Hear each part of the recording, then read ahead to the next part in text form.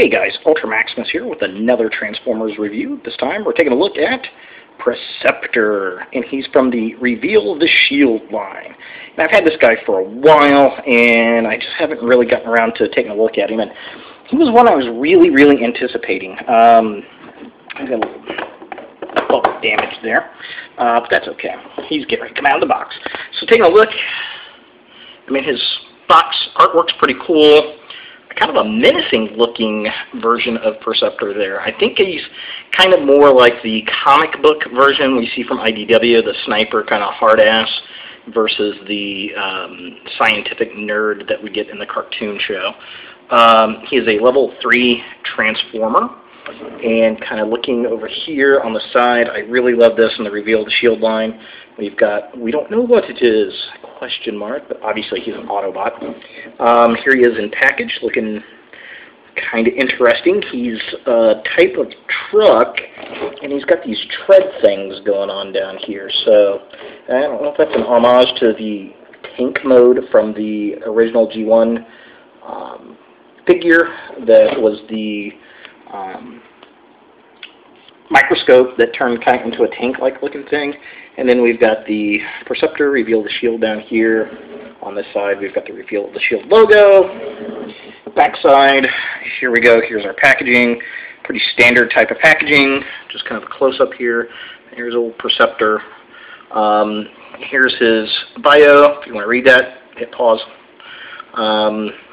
Light bar converts into a shoulder blaster, which that's kind of interesting. That's kind of all G2 type toys, which is interesting. Of course, we got the Reveal the Shield and his research truck mode, so I guess he's some kind of scientific research truck. And then we have his tech specs down here at the bottom. Again, if you want to check those out, just hit pause. So let's take a look at old Perceptor out of the box, shall we? Alright, so here we have Perceptor in his truck mode. He looks pretty cool. It is the biggest, baddest research vehicle I've ever seen.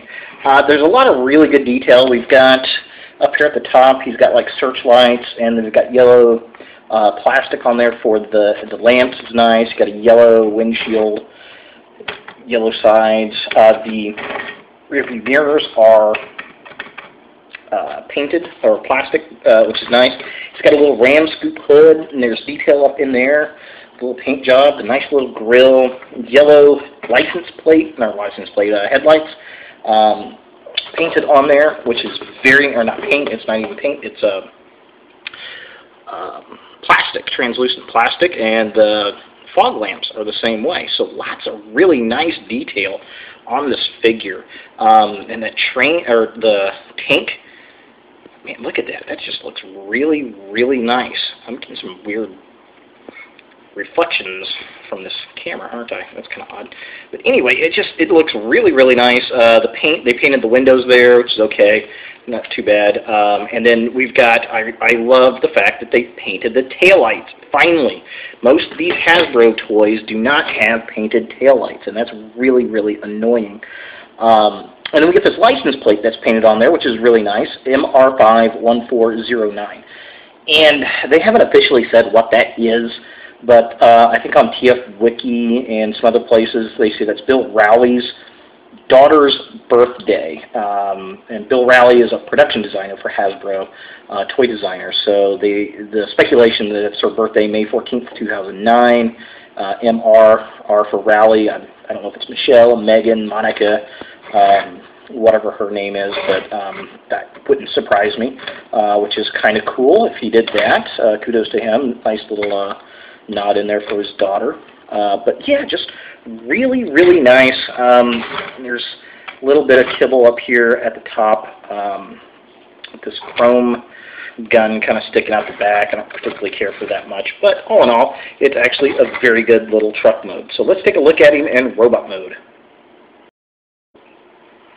Okay, so here we have Perceptor in robot mode, and it's a kind of a pain in the butt to transform. It really was kind of annoying and difficult, especially his back piece here, this whole section back here, setting it up and going through. It's just really kind of annoying, and I don't know. And he's also kind of loose in certain spots, like these leg pieces down here and the doors on the side, those kind of things. Just, I don't know. And he's kind of difficult to pose. I mean, all in all, he looks pretty good. I like a lot of the chrome. He's very well detailed little figure, and he's got a very solemn-looking little face. He's kind of like, kind of haughty-taughty kind of guy, but a lot of detail on him, and the colors are perfect. I do like that. He's got this little like target thing. It's very G2-esque, a lot of those figures in, but it's absolutely, utterly worthless. You can't see through it. It's not worth anything but just aesthetic looks. I do like he's got the chrome microscope handles on the side, just like the old G1 figure. And he's got, instead of a telescope or a microscope top up here, it's more like a gun thing from the comics maybe, I guess. I don't know. Just kind of interesting. Now, he does have light piping.